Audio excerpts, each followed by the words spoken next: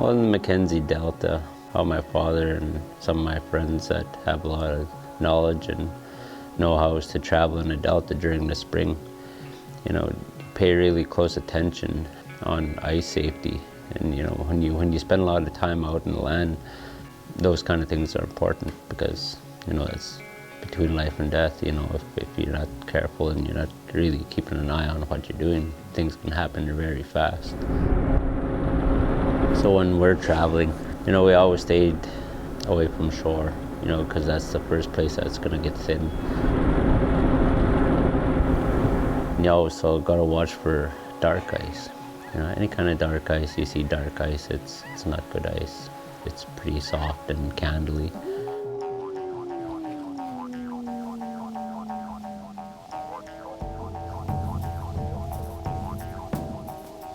Well, Kalinek Channel's been home, and it'll always be home. Every weekend we go out, we spend as much time as we can out there, and we call it our home sweet home. As harvesters, our parents and our grandparents, they had Inuvialuktun names for these areas where they go to harvest or where they travel to go to harvest. So you'd remember those names as you travel, each river or each lake that you go through. So that was the way I was taught.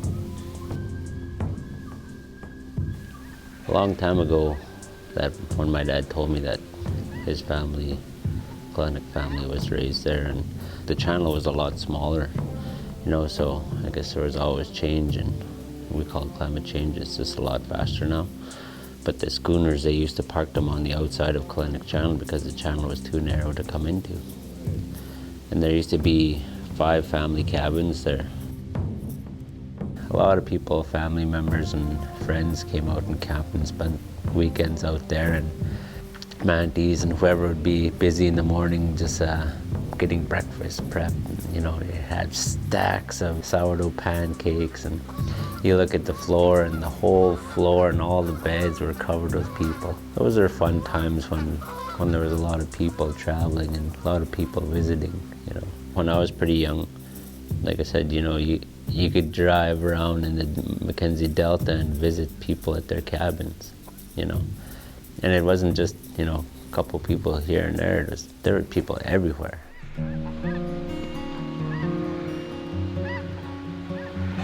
I don't know, it's hard to explain that feeling, It's a great joy to see them, to see the first goose fall, and, the first thing you want to do is pluck it and get it home and cook it and eat it, because it's such a delicacy, that time of year when they first come.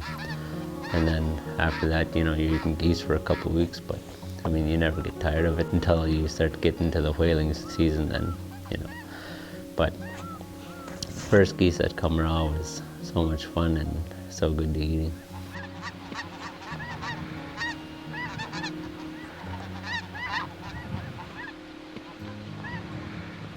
My father taught me how to build a blind. His blinds were put a lot more work into them. I use a lot more snow now, but no, I came out a little more into the open, and I use decoys now.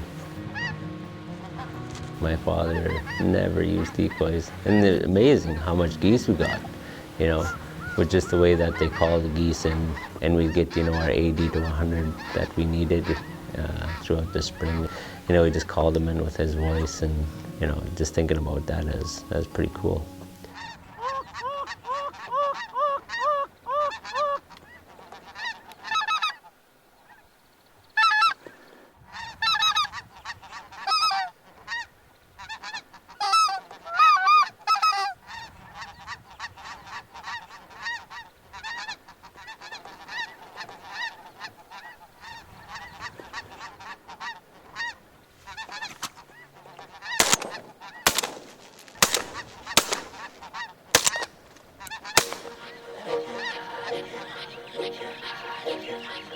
I always harvest a little more than what I need because I know there's other people that can use it. Just to whoever wants some geese, some elders, single mothers, maybe some families that don't have any means to get out. It's always a tough situation, you don't want to ask people for anything. And this is where it comes back to, how you grew up. I don't like to ask for anything, but I always like to give that a helping hand. And I know that people really like to eat the animals that we grew up on.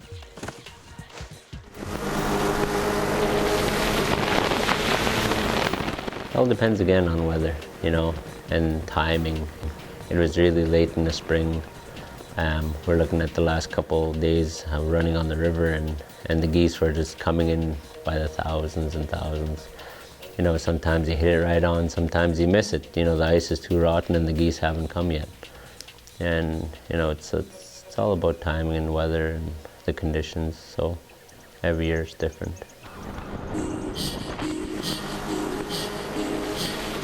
You know your limits, you know the conditions, and you stick to them, and you have that gut feeling that it's not safe anymore, or you look around and you see the conditions changing too fast, and it's time to go or get off the ice. But I've never had to leave a sled behind or anything like that. We always kept an eye out to make sure that everything came home and nothing was left behind.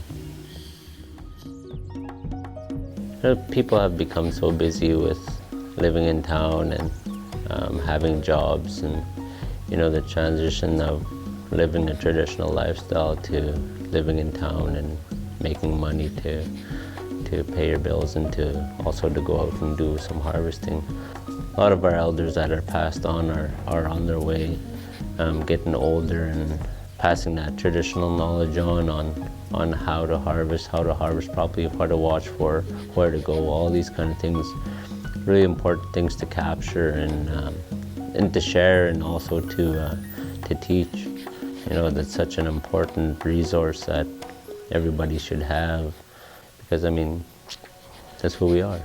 The Inuvialuit people need to keep ties to their traditional ways and their traditional harvest.